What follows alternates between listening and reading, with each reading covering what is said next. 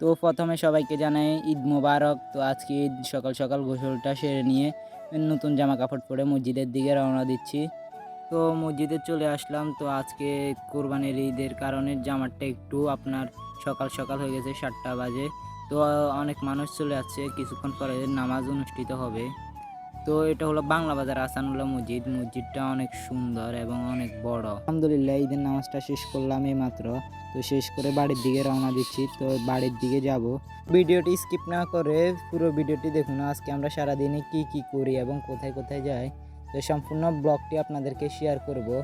আমরা বাড়িতে আসার একটু পরে হুজুরও চলে আসলো। তো এখন গরু জবাই করা হবে। তো সবাই ভিডিওটি দেখতে থাকুন।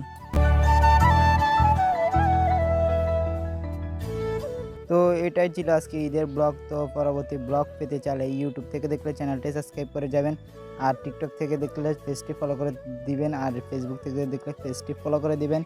তো আল্লাহ হাফেজ।